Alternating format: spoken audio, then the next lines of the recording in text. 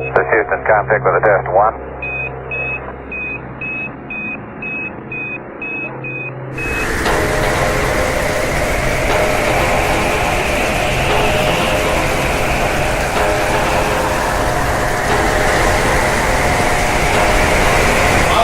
Welcome everybody here on behalf of the Coastal Taskforce, Chairman Hunter, Keith McMullen, Pete Perkins, and Charlie Zahn, and myself. My name's Greg Smith. And to talk about Windstorm, now that the session is over, without further ado, I'd like to turn the mic over to Chairman Todd Hunter. Thank you, Greg. Thank you.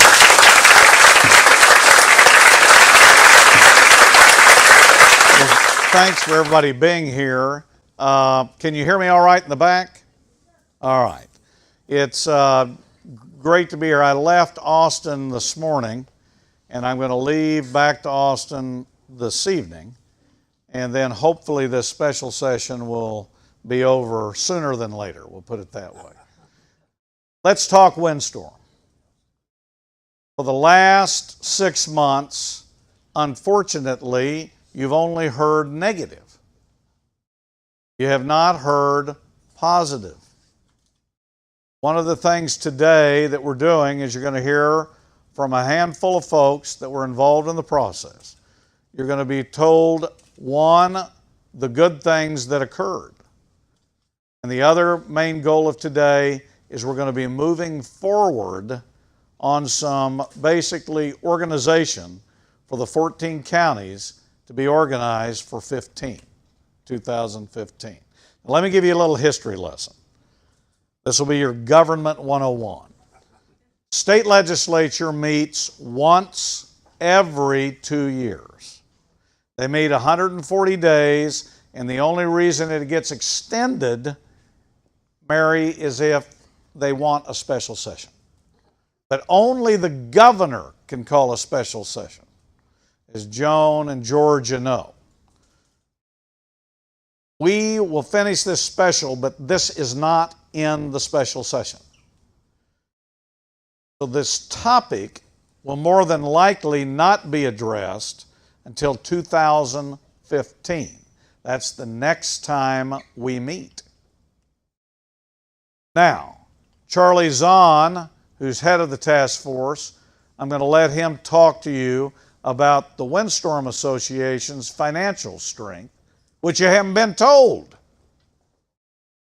And he's going to tell you the basis of its finances for the next 2 years. And I believe Greg Smith will also echo that.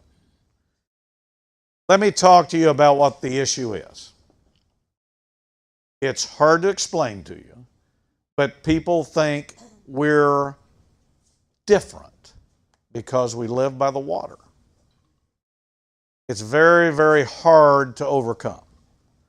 I try to talk to the other legislators, and they have been persuaded,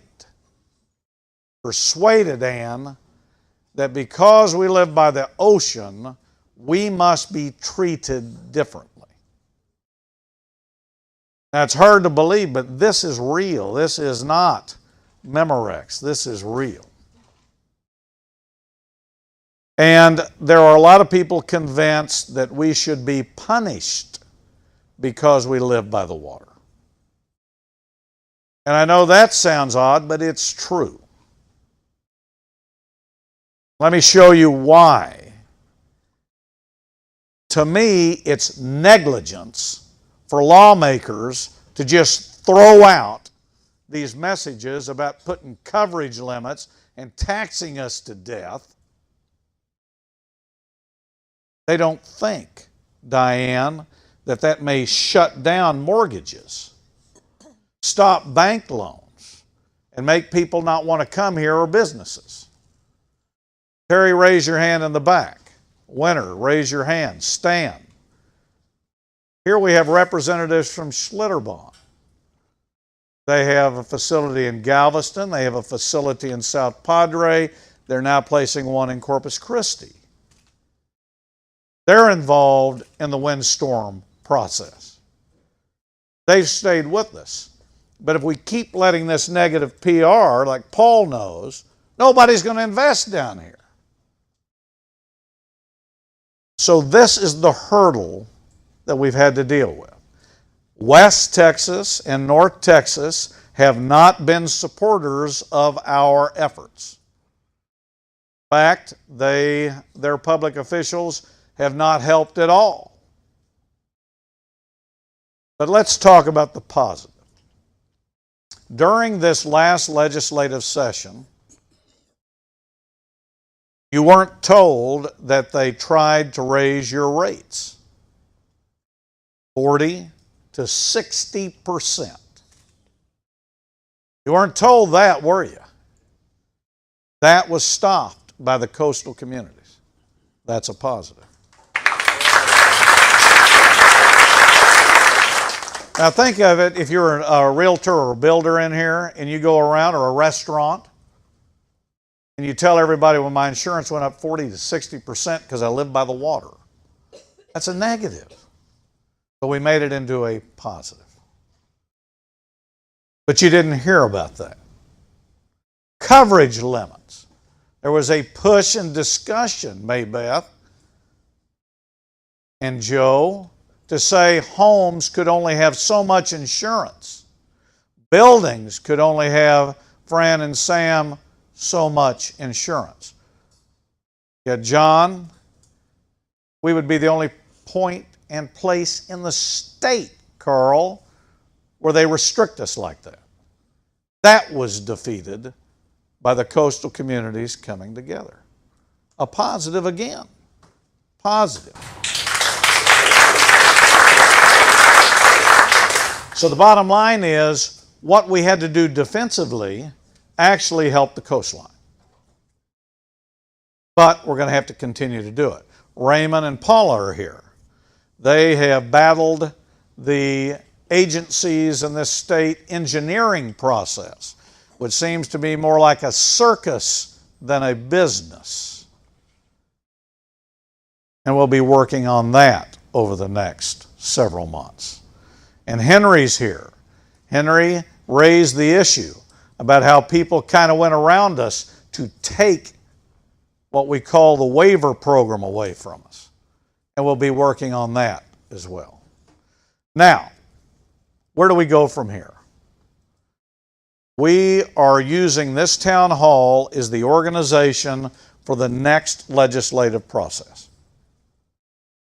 And we are going to be setting up in the entire coastline, the task force, the programs, the committees, to specify the areas. I've already recruited Henry to help me in the waiver process. I've got Raymond helping me in the engineering process. But I'm going to need you here today to get involved. Charlie, where'd Charlie go? Right here is our chairman of our task force. Get him names, get me names if you want to be involved. Let me tell you the areas. 1, Mark Scott. It'd be good to get you to help us coordinate with other councils across the 14 counties to get involved. Rates, if any of you, I know I've got independent agents who've been very helpful. We need to look at the rate structure, flow. I see you and I see some of our Port Aransas as well as Flower Bluff and CCISD with Carol here too on the schools. We need to get the schools, because believe it or not, some of the school districts are in the Windstorm program. So these are things we're going to be organizing over the next couple of months, and we're going to be kicking off in the fall our organizational process. Now, recently you heard about an Attorney General opinion. The Attorney General opinion said that the state is not obligated to pay losses if the Windstorm Association runs out of money.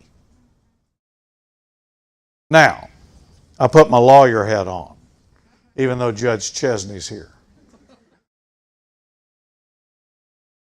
All that means is any area of the state is not going to get their losses paid under the state constitution by the state of Texas. That doesn't mean that you don't have a storm and you don't go to the state, like West Texas. like Bastrop. So we can always still go to the state. To me, it was a legal opinion based on the state constitution that basically says nobody can hook the state without the public's agreement. You'd have to go change the state constitution. However, the people that fight us are trying to say, oh no, it means they just don't cover you all on the coastline. That's not accurate. That's how they use it. Laurie, that's how they use it. So, what did I do? Well, let me tell you how government does not work. When Ike hit, they were to assess the insurance companies money to pay for the losses. And they assessed the insurance companies some of the money. Why didn't they assess them for the rest of the money? That could be, what is it, 400, 500 million the guesstimate is. That would make our area more solvent to pay claims. So why didn't that occur? Could it be that one of the boards happens to be 5-4 Georgia, insurance company dominated versus agent public representative dominated? So because they haven't acted, I wrote a letter to the Attorney General last week asking if it's negligence or irresponsibility for these agencies and their boards not to complete what they need to do to protect the coastline. So we'll see what they say. There is no excuse not to complete the assessments so that that money comes back into the coffers. And if you have that, you have a pretty strong association to pay your claims. But I always question, why is such a simple solution not happening? Isn't it interesting, I see some of our media here, that they do an Attorney General opinion that says the state doesn't want to back you on your losses. Then why does the state keep telling us to hire lawyers and consultants who stay at the Four Seasons? That seems to be wrong. They can tell us on Tuesday what to do, and on Monday we're not supposed to ask for any help. My view is then just let us go. Let us go. But it seems to be an inconsistent standard set up for the coastal communities. Don't tell us we got to hire and spend money out of our premiums if you're going to tell me that you don't back us. Inconsistency. So we'll see if my Attorney General opinion turns the tables a little bit. Of course, I always told everybody if they'll just legalize casino gambling for my area of the state, we'll pay for it by ourselves. But I haven't got anybody to sign on to that yet outside our area, we'll put it that way. But the bottom line is, we made positive, constructive methods and ways took place. And let me tell you something, we've got a great set of counties here. I see Aransas County here. I see San Patricio County here. I see Nueces County. I see a combo of Nueces and Calhoun County right here, and Clayburgh County here. Do I have any of the other counties right here? Have I hit all our area? The bottom line is these counties work together to get things done. And I want to thank you all because you being here sends the right message. Now, the new insurance commissioner, the last one did not make it.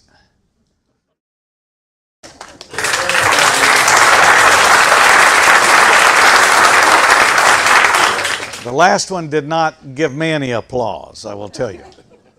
But we have a new commissioner, and she has been very helpful. Time will tell on how they go forward, but they've been very helpful and actually have called me to meet rather than me calling them to meet. I kind of got scared, didn't know who I was calling. I was so courteous. The insurance commissioner is scheduled to be in our zone in the end of this month, July 24th.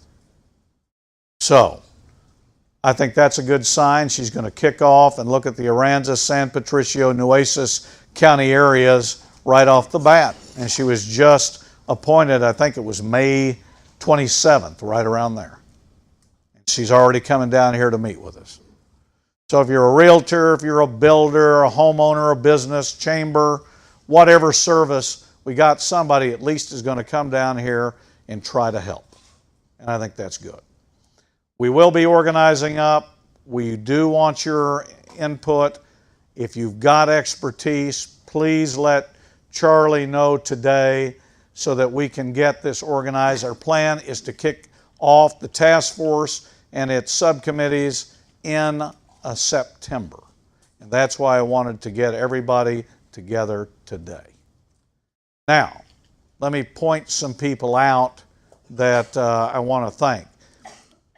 Charlie over here, Pete Perkins, Keith McMullen, Greg Smith in particular have come up to Austin with me on behalf of our task force and have done really, really good. Thank you guys very, very much.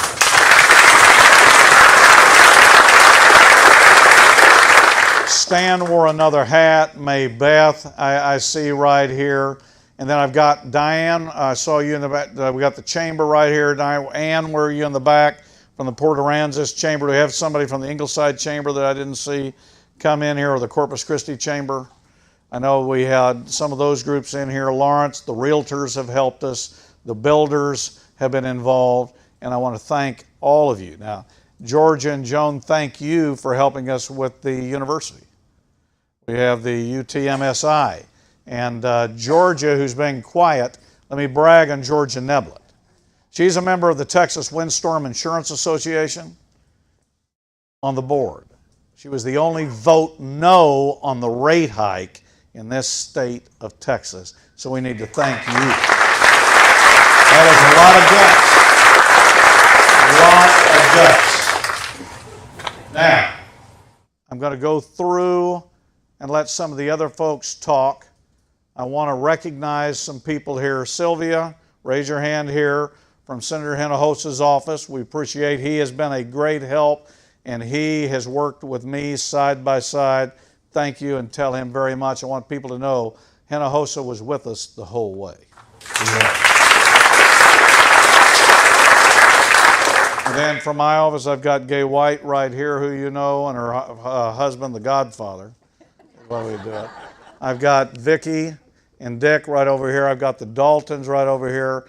And then in the back of the room, the coordinator of the task force, I want to thank, raise your hand in the back, Angie Flores. Thank you. Both Angie and Gay work on my staff, and they coordinate this. And by the way, on Angie, she'll probably be also contact her with Charlie, because she's coordinating it on anybody that wants involvement on this. I do want to thank Schlitterbahn. Some of you may not know I have a long history with Schlitterbahn. They've been good friends, and we thank you for coming to the community, but we thank you for showing up here. And we want more businesses coming here that care about this issue. So thank you. Bottom line is, thank everybody for being here. I'm going to recognize some more people here in a minute. I do see our commissioner for the area. Raise your hand, Joe. Joe McComb is in the back, and Joe's been here quite a long time right here. I've got my other consultant, former state representative Hugo Berlanga, is right here. So I want to tell him, raise your hand, Hugo. Hugo, the great thing about Hugo is he dressed correctly today. Dressed in black. I can't see in the back. Glenn's office, get over here so we can see. Come over here. We've got Senator Hinojos's office, Senator Hager's office right here. Glenn also has been very, very helpful. Glenn represents, so you know right now, Senator Hager office and Senator Hinojos's office share Nueces. Hager's office has Port Aransas. Hinojosa's office has the remaining part of Nueces. And then the Aransas Calhoun is also Hager right now. San Patricio is Zaffarini. So that's how it all, under redistricting, I have to follow the roadways to tell you who's on it. I also finally, before I want to introduce, I want to thank the media in this room. Our media has been very helpful. You know, Channel 3, The Moon, The Jetty, The Color Times, and you know, the Rockport Pilot and Herald, as well as the San Patricio papers, have all been supportive. Thank goodness we've had you, because without you, the other side of the story would have never been done. So I want to give everybody a thanks to you guys. And our radio in the area have done a great job as well. I see Wally Goodman in the back, who's also helped on the agent side as well as the task force. Finally, if you're currently on the Coastal Task Force, I need everybody to stand up that's on the task force right now. Stand up. Thank you to everybody here.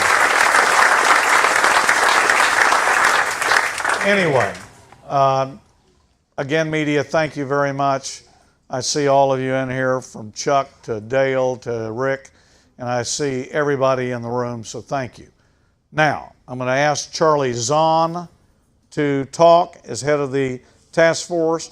Charlie's going to give you a little bit of information on the TWIA finances, which is what we call the rest of the story, which you were not given by the rest of the state. So Charlie, come on up. Thank you, Todd. Y'all are in real trouble to have lawyers back-to-back come talk to you, aren't you? I want to say something before I tell you about finances, and I want to really emphasize the fact that you and I were extremely fortunate that we had Todd Hunter on our side in Austin, Texas. He did a fabulous job. I went up there 32 times in this last session from here, and I was in Todd's office enough. I delivered messages from Mark and Carol to their daughter in his office almost every other day.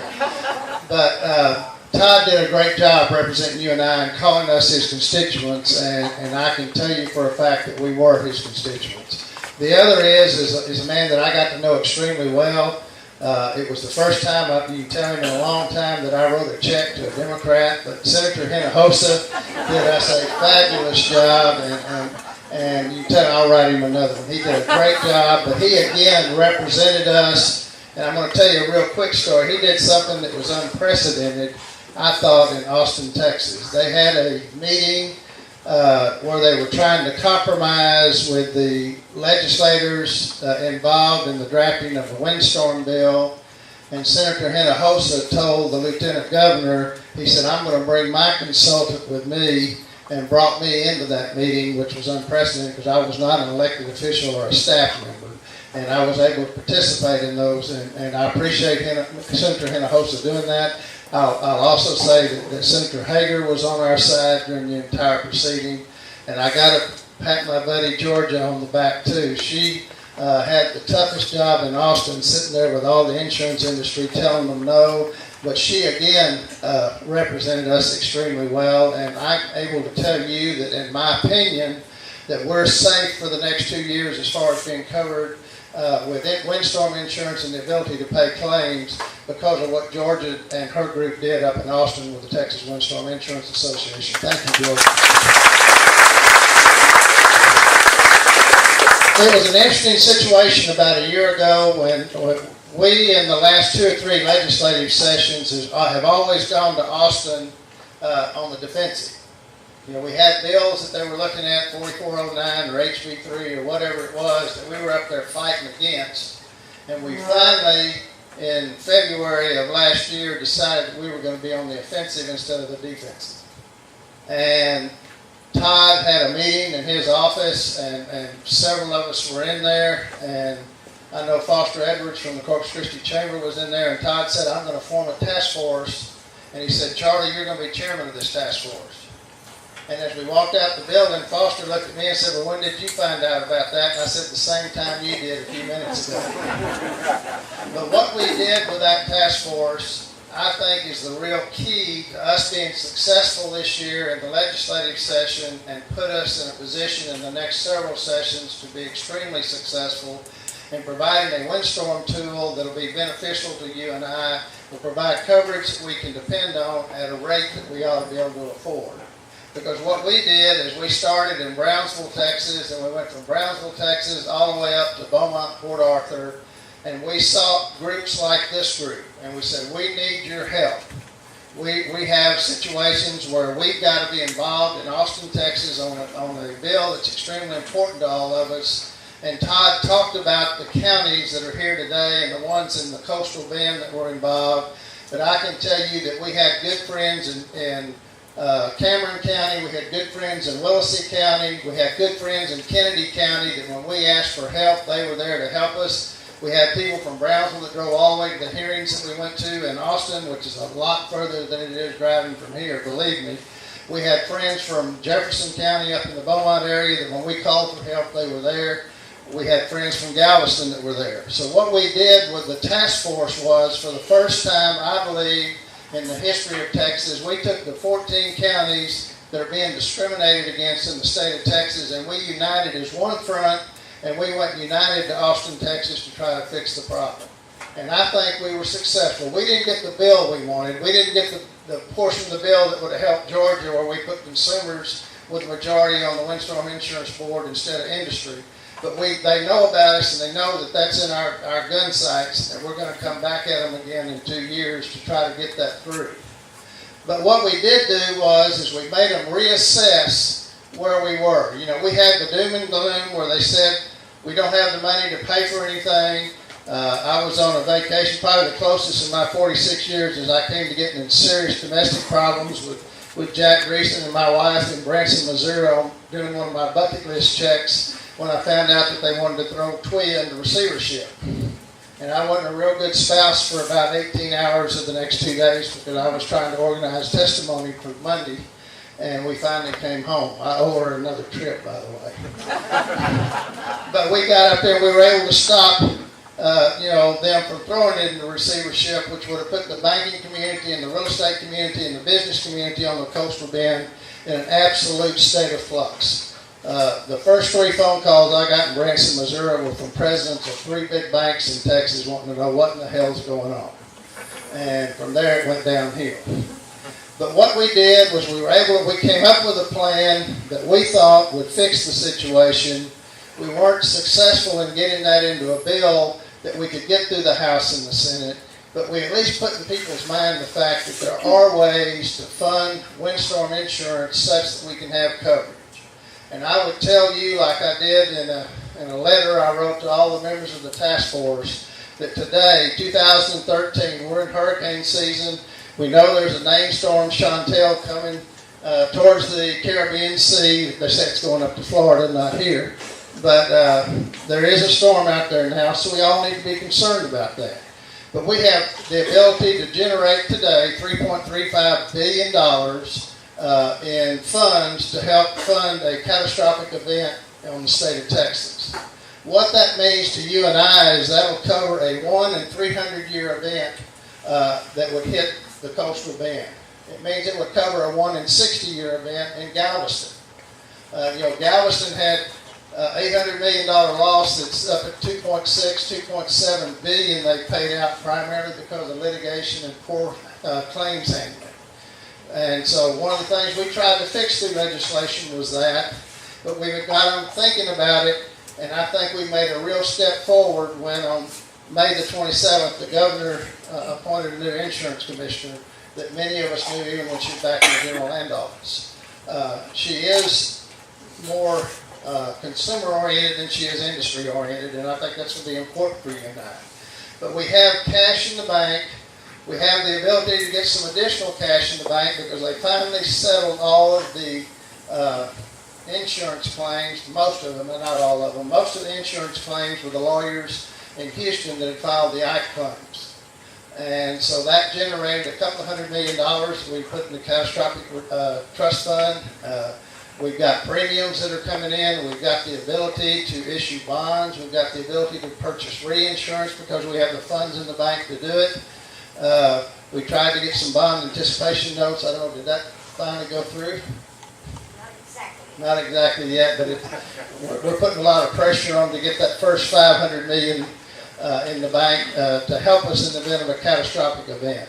But what we've done is we've shown the Insurance Commission, the Texas Insurance, TDI, Texas Department of Insurance, we've shown the Windstorm Insurance Association that there are ways and methodologies such that we can take care of the catastrophic event. We've shown them the funding source, and we think that's in place for the next 2 years. And we believe, the task force members believe, and we've spent a lot of hours on this subject, I promise you. I know more about insurance than I ever cared to know in my whole life, and I'm ready to forget it. But we have the ability, we think, to take care of this event in the next 2 years. We will be working towards trying to determine what legislation we can finally get through Austin. I told Linda that the only thing that I personally believe will fix it is to have some statewide policy that covers all windstorm events and not just fires. I find it really interesting that during the last legislative session that just concluded, that they authorized in some special funding almost $600 million for the Bastrop fires. I don't know anything in Bastrop, but they're from Texas. They're Texans like you and I are, and I have to pay my fair share of those increased premiums on my residents, and I don't have a problem with it. But people in Amarillo, Texas have a problem doing the same thing for us down here. And that's what we're going to have to get around in the next couple of years. And the one thing I would ask, if you're in the property management business or the real estate business, or you've got friends in West Texas, one of the things that we feel like that we need to do is find people that can put pressure on Representative Smithy and others in West Texas that have his ear, big campaign contributors or whatever, and see if we can tie them into the coach so that we can get some influence up there. Again, I think it's important that we have groups like this working with us as we proceed with trying to fix the problem. I'm extremely appreciative of my buddy Greg Smith that I spent a lot of hours with in the last year, and Mayor Perkins. He takes me to Smitty's all the time and to eat barbecue on the way home, so that's always good. But I appreciate the fact that they did a super job representing you and I. They again were extremely knowledgeable. Their willingness to participate whenever necessary, whenever Todd's office called and said, hey, we need help. We had a group there. That was one of the most amazing things that I saw, is that they tried to maneuver committees to make it hard on us to get up there and testify, and yet every time they opened the door and they had public testimony, we had our people there, and a lot of them were in this room. A lot of them we asked you to come help, and you did. I know one hearing we were really in trouble on, and we called the Schlitterbahn people there in Austin, and they were there representing us from Austin, representing you and I from Austin, because they're a part of our community here. So, you know, those relationships that we created, the fact that we've got the Moody's from Galveston, you know, we got the Chamber of Commerce in Beaumont, we got the county judge and the county commissioner down in Brownsville. We've got a united front, and I think we're going to continue to do good things. I always used to tell people when we introduce people that I was the mouthpiece for the group. We took Foster Edwards to take care of the ladies. I took Greg Smith was our numbers man, and we took the colonel and the Marine, the mayor from Ingleside, as our enforcer. So I'm going to ask the numbers man to come up here and tell you a few things now.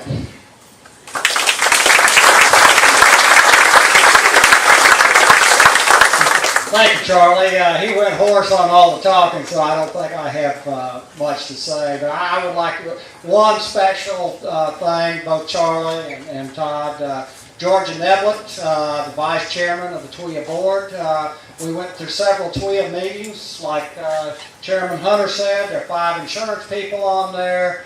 Then there's 3 potted plants and Georgia Neblett. Georgia was the one that stood out and really represented us. And if she wasn't on that board, there's no telling where we would be today. So thanks, Georgia, and for just a terrific job.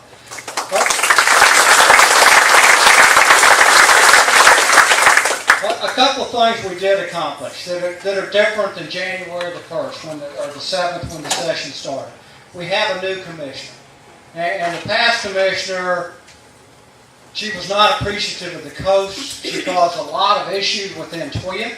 She added a lot of expenses to TWIA. She did not let information a free flow. She gagged TWIA from letting the truth be known in the Capitol about the condition with it. She added terrifically to the expenses. And by having a new commissioner that will work with us, I think is huge. I just can't say how important that is. Another thing, TWIA had a huge black cloud on January 1st, Ike claims. They had 1,200 lawsuits out there, and they had booked about $500 million for those lawsuits. And the commissioner had taken that away from TWIA into handling it herself. Through our work, through the Coastal Task Force, we were able to get the lawsuit situation resolved. A lot of that money that was held back for the lawsuits now is free to claim, and it takes that cloud away. And where this is so important is if we do have a storm, bonds have to be sold, liquidity, that the financial institutions will be much more likely to lend us money at a favorable rate. Like Charlie said, here in Nueces and San Pat County, we're in good shape. We can take a Celia-type strike, and TWIA has adequate monies to pay us. So when we pay our premiums, we can think, yes, if this building blows away, I'll get a check for it. So if you see otherwise, and that was one thing the commissioner did. She tried to lay this smoke out there that TWIA lacked funds, as did some of our friends in the legislature, that we were battling that. Just a lot of misinformation that went out there. So those are a couple of big accomplishments that we did. You didn't see much. There's a lot of nuance on it. So with that, I'll turn it over to the enforcer. And one shot, one ring. Lieutenant Colonel Pete Perkins and Mayor Anderson. Let me just echo one more time what everyone has already said. The work done by Todd, Greg, Charlie, Keith, and all the rest of the folks on the Coastal Bend Task Force has been terrific. What we did is we went up there and we let them know right out of the chute that we were there to negotiate, but we were not there to roll over for whatever they were going to push down our throats. And it got tough sometimes, and yeah, we had to give a little bit someplace, but in the end we thought we had some bills that were going to work for us and were going to get us what we needed, which was lower rates or at least consistent rates and not raises. And one of the things that was missed in here is when the insurance commissioner started last January, before that, she had the opportunity, if she chose to do so, to unilaterally raise your rates under the rules from the past legislature. Not this one, but the one before, from HB 3, right? She could have unilaterally raised those rates 40 to 60% before we ever went into the legislature. It was the Coastal Bend Task Force working for you back and forth in Austin that kind of stifled that, and we got into the legislative session without her being able to throw those raises on us through the rulemaking authority that she had. Rulemaking authority, in my mind, is a bad thing. We would much rather have it done by the legislature. So we went to the legislature, and we did all that we could. And as Todd pointed out, you hear a lot of negative. There was some talk out there about this being legislation at its worst. Well, it wasn't legislation at its worst, because we came away with no bill, but we came away without those assessments, which could have been even greater than 60%. But the big piece of that I kept looking at was the people. Because our friend Smithy out there, as Charlie said, thinks we're a different kind of people that live down here on the coast. His vision of the people on the coast is that we all walk around in those kind of shirts and shorts and flip-flops. And we spend our time walking up and down drinking wine, and we all live in $1 million houses. What I told him a number of times when I had to testify up there, I said, come down and look. I said, around the coastal bend here on our side, we have a lot of just plain old blue-collar workers. They make their living working for industry, for the big offshore fabricators, for the plants, DuPont, Oxy, Air Liquide. That's how they make their living. If they're walking around in shorts, it's because all they can afford, and if they're sipping wine, it's probably Ripple. They cannot take the 40, 50, and 60% increases. At some point in time, they just say, that's it, we've had enough. We're going to go someplace else. They go get a job driving a truck for Eagleford for $120,000 a year. And it makes more sense to move out there and drive that truck than to leave and commute back and forth and try to drive that truck. So we can't afford those kinds of raises, because those kinds of raises drive that working population away from the coast. Without the working population, you can't run industry and business.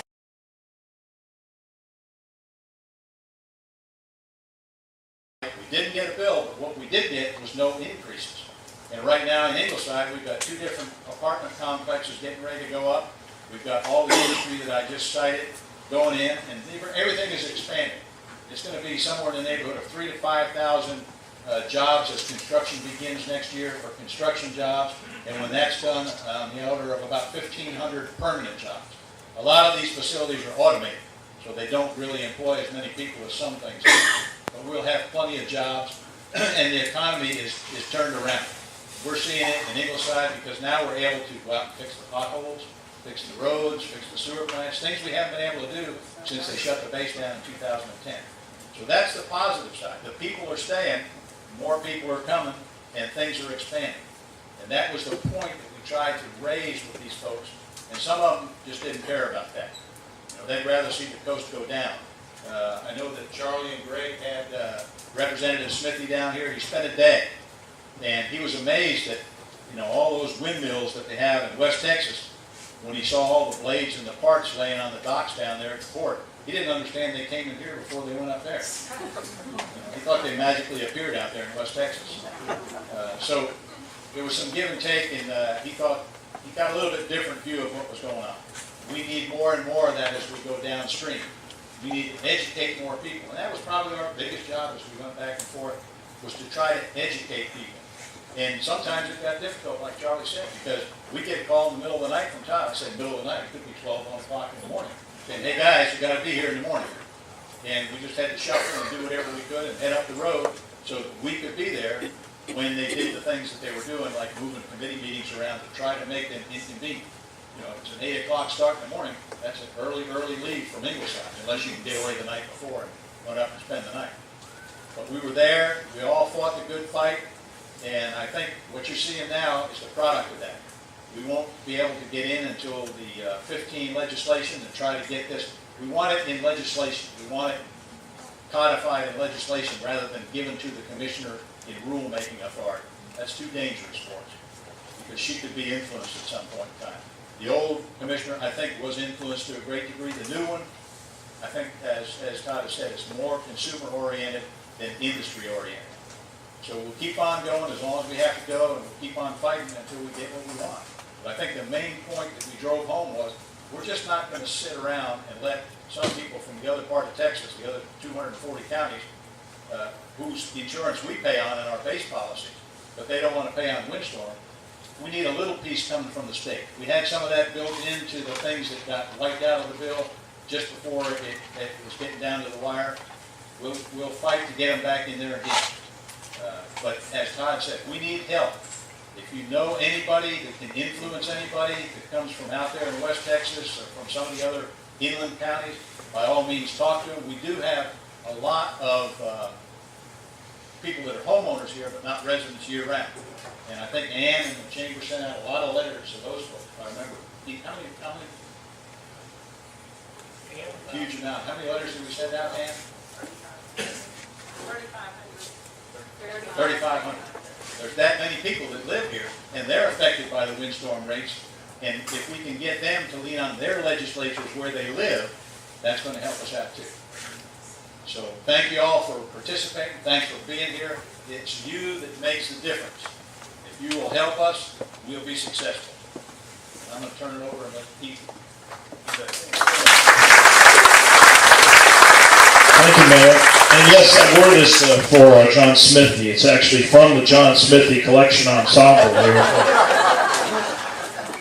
I do want to point out, we need to thank the Port Aransas Chamber of Commerce for providing the refreshments here this evening. And of course, it's great to see everyone, and I want to thank everybody that drove to Port A to be here with us. If I see certainly a lot of locals out there, but if you came to Port A to be with us this evening, welcome. As you've heard from a lot of folks tonight, there's been a lot of people working very diligently on the Windstorm issue. My comments will be brief. I just wanted the folks of Port Aransas to know that these men and women have been working tirelessly, not only on their behalf, but on behalf of the entire Texas coast. And I was going to prepare a proclamation that I originally was going to read at a council meeting. But when I learned of this meeting tonight, I thought this was a better venue, so I'd like to share that with you this evening. Whereas the Texas Gulf Coast is an unparalleled place to live, work, and raise a family, and whereas the coastal region represents a major portion of the Texas economy, and whereas secure and sustainable insurance is essential for all Texas homeowners and businesses, and whereas residents of the 14 coastal counties in Texas have long realized that the Texas Windstorm Insurance Association is flawed, overburdened, and needs to be overhauled or replaced. And whereas State Representative Todd Hunter is always at the forefront of the windstorm debate on behalf of his constituents and all the residents of the Texas coast, his determined will and presence consistently unite us as we work to reform windstorm insurance and provide a viable solution for our citizens. And whereas Chairman Charlie Zahn, Greg Smith, Ann Vaughn, Mayor Pete Perkins, and numerous dedicated members of the Coastal Windstorm Task Force have traveled the state to rally elected officials, community leaders, and business owners. Their work has raised awareness and unified the 14 coastal counties like never before. And whereas former Mayor Georgia Neblett has served on the Tweed Board since 2006, for 7 years, her powerful voice has served to represent the residents and business owners of the Texas coast. Now therefore be it resolved that we recognize these individuals for their tireless contributions to the coastal bend, to the 14 coastal counties, and the entirety of the great state of Texas.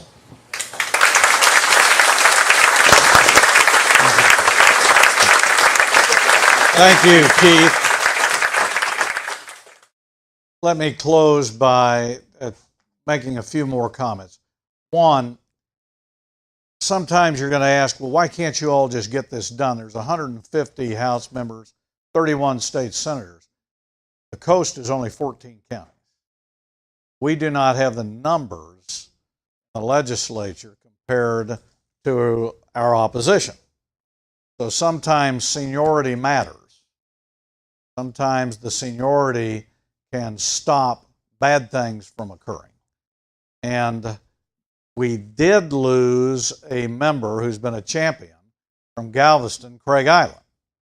Craig has announced his retirement. So we're losing one of our senior members in the fight on Windstorm. That doesn't mean we won't get a good replacement. But the bottom line is we only have 14 counties that live on the coast. Then we have Tier 2. Just to let you know, Houston is generally not considered coast. There's just a strip. That strip is very unpopulated. Harris County is considered in Tier.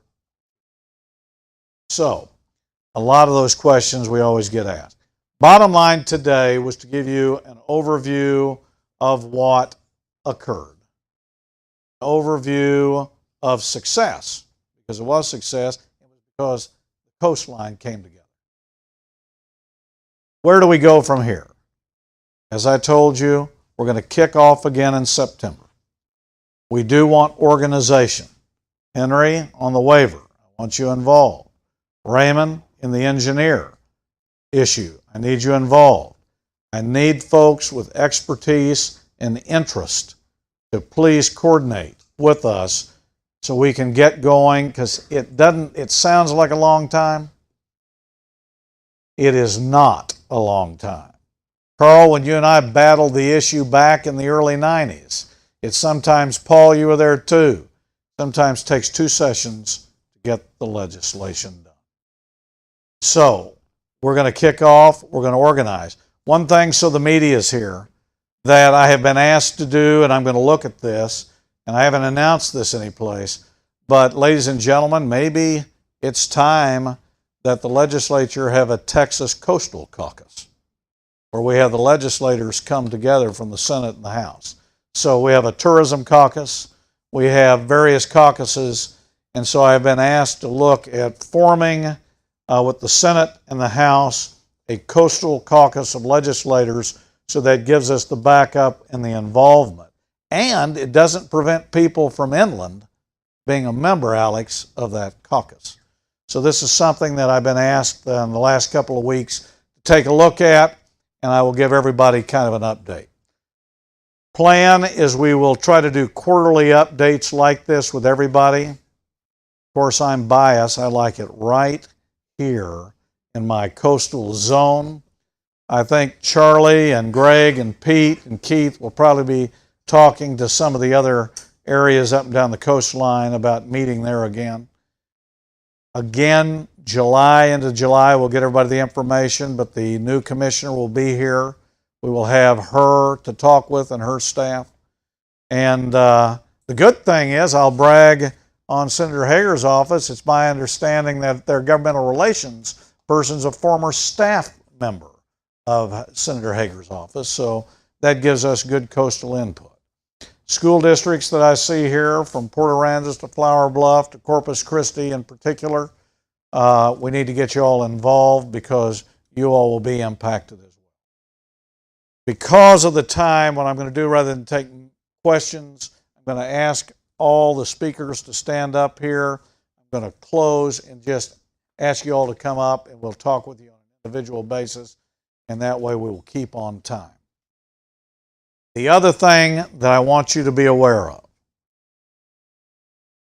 I'm not here to talk about this tonight, but we will be getting the word out to you by Twitter, and pretty soon we're going to be sending out. The governor on June 14th signed my bills on water desalinization in the state of Texas, the cruise industry, and anti-human trafficking. What these mean is the coastal bend starts the program. So if you're interested or have expertise in desalinating salt water and brackish water, that for the next year and a half will be coordinated through my legislation. And guess where it starts? Right here. We are the leadership for the entire state. The cruise ship is going to get kicked off again because of the redistricting. We didn't have any members elected, so we didn't get to have the hearing till October, and the legislation ran out. That also will be kicked off. And then if you're interested in the anti-human trafficking, that program will be starting off in fall too. So we'll be getting a hold of everybody on that. Those are all signed June 14th. So we got a lot of positives. The reason I bring that up, every one of those issues starts in the coastal bend for the rest of the state of Texas. So, sometimes being old matters, I can tell you that. Ladies and gentlemen, thank you for coming out here. We will stand up here and take any questions that you have. Thank you for being here.